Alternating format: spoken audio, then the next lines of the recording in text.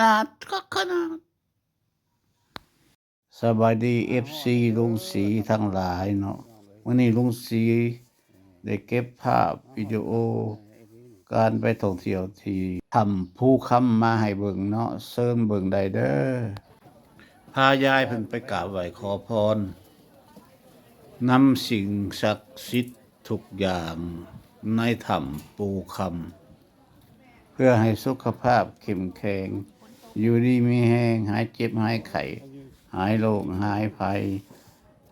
และให้มีแต่สิ่งดีๆเข้ามาถึกหวยรวยเบอร์ขอให้การท่องเที่ยวครั้งนี้ประสบผลสำเร็จตลอดปลอดภัยเบิกบานมวลซื่นและก็อิ่มใจทำภูคำแม่นอยู่ทั้งเทิงอยู่เทิงภูพุ่นเนาะย่างขึ้นไป120 เมตรก็สิบ่ได้พากันขึ้นไปดอกก็สิอยู่แต่ในหลุมนี่แหละเนาะบ่สามารถขึ้นไปได้เพราะอีกอันหนึ่งก็ค่ำแล้วบรรยากาศในตีนถ้ำนี่ก็สิวาดภาพพาเบิ่งเนาะก็บ่มีหยังก็มีแต่พวกโซนขายเครื่องสิริมงคลเนาะเครื่องประดับประดาให้แก่นักท่องเที่ยว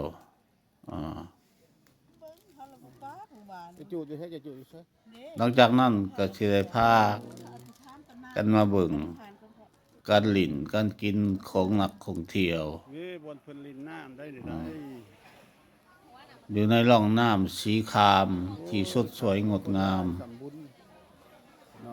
นักท่องเที่ยวต่างๆที่เข้ามาในนี้ส่วนหลายเป็นนักท่องเที่ยวต่างประเทศคนลาวก็สิมีน้อยหนึ่งแต่ลุงศรีมามื้อนี้ก็มาเห็นแต่นักท่องเที่ยวส่วนหลายก็แม่นคนจีนเนาะมาเที่ยวแล้วก็มาอาบน้ำเนาะมาผจญภัยในน้ำก็มีปลาที่สวยสดงดงามหลายจำนวนหนึ่งก็ลอยลิ่นน้ำแช่น้ำและจำนวนหนึ่งก็นั่งเบิ่งจำนวนหนึ่งก็ขึ้นไปถึงต้นไม้ที่เพื่อเฮ็ดเป็นห่างไว้เพื่อให้นักท่องเที่ยวต้นเนาะธรรมชาติที่สดสวยงดงามอยู่ในที่นี้เนาะเป็นไข่มุกแห่งวังเวียงเลยสถานที่ทำภูคำนี่เพราะมีน้ำสีครามที่ดึงดูดนักท่องเที่ยวจากทุกมุมโลกมาลิ่นอยู่ที่นี่มาท่องเที่ยวที่นี่มาสัมผัสกับความงามของธรรมชาติความสุ่มเย็นของน้ำสีครามที่ไหลลงมาจากถึงภูนักท่องเที่ยวที่มาส่วนหลวงหลายก็แม่นมาเบิ่งมาสัมผัสกับสิ่งที่แปลกแล้วก็จำนวนหนึ่งก็มาสร้างกิจกรรมตามที่ตัวเองเป็นต้นโดดน้ำจำนวนหนึ่งก็อาบน้ำแช่น้ำแล้วโอนเสือกในน้ำแล้วก็จำนวนหลวงหลายก็แม่นนั่งเบิ่งกันเนาะนั่งเบิ่งกิจกรรมของผู้อื่นเป็นผู้สร้างขึ้นทำภูคำนี่มีนักท่องเที่ยวเข้ามาหลายปานบุญพเวทพี่น้องเอ้ยเปลี่ยนกันเข้าเปลี่ยนกันออกอยู่ตลอดมื้อตลอดวันพร้อมนั้นสถานที่นี้ก็มีนวดสปาปาเพื่อสะเดาะขอเข็นเอ็นหายและขอโชคขอเฮงนำทั้งถ้ำภูคำเข้ามาสู่ตนเองเพื่อต้อนรับนักท่องเที่ยวที่เข้ามาคิดค่าบริการ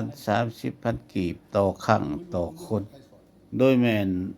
ลงไปแช่น้ำให้ปลาเป็นผู้สปาให้เนาะกัดแห่นตีนคือตีนหลังตีนนิ้วตีนปลานับเป็นร้อยเป็นพันเบิ่งตามรูปนี่ก็เนาะ